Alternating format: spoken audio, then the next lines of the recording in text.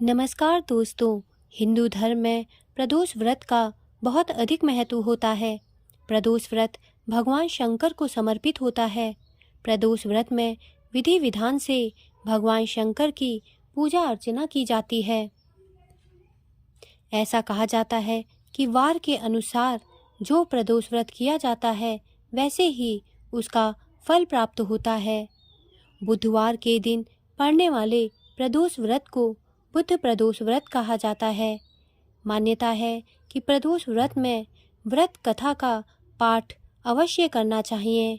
प्रदोष व्रत कथा का पाठ करने या सुनने से भगवान शंकर की विशेष कृपा प्राप्त होती है और भोलेनाथ की कृपा से सभी मनोकामनाएं पूर्ण होती हैं।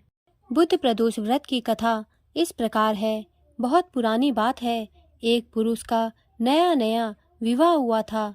वह गौने के बाद पत्नी को लेने अपने ससुराल पहुंचा और उसने सास से कहा कि वह बुधवार के दिन ही अपनी पत्नी को लेकर जाएगा। उस पुरुष के सास ससुर साले सालियों ने समझाया कि बुधवार को पत्नी को विदा कराकर ले जाना शुभ नहीं है, लेकिन वह पुरुष नहीं माना। विवश होकर सास ससुर ने अपने जमाई और पुत्री को भारी मन से विदा कर दिया। पति पत्नी बैलगाड़ी में चले जा रहे थे। एक नगर के बाहर निकलते ही पत्नी को प्यास लगी। पति लोटा लेकर पत्नी के लिए पानी लेने गया।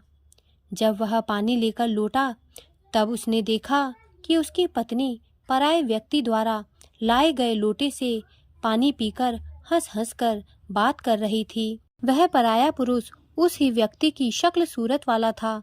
ऐसा देखकर वह व्यक्ति पराये व्यक्ति से आग बबूला होकर लड़ाई करने लगा। धीरे धीरे वहां काफी भीड़ एकत्रित हो गई और सिपाही भी आ गए। सिपाही ने स्त्री से पूछा कि सच सच बताओ कि तुम्हारा पति इन दोनों में से कौन है। लेकिन वह स्त्री चुप रही, क्योंकि दोनों ही व्यक्ति हम शक्ल थे।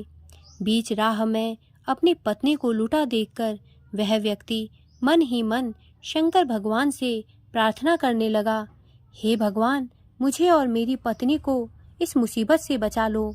मैंने अपनी पत्नी को बुधवार के दिन विदा कराकर जो अपराध किया है उसके लिए मुझे क्षमा कर दो। भविष्य में मैं ऐसी गलती कभी नहीं करूँगा। भगवान शिव उसकी प्रार्थना से भ्रमित हो गए और दूसरा व्यक्ति उसी समय कहीं अंतर्ध्यान हो गया। इसके बाद वह अपनी पत्नी के साथ वहां से सही सलामत अपने नगर पहुंचा गया।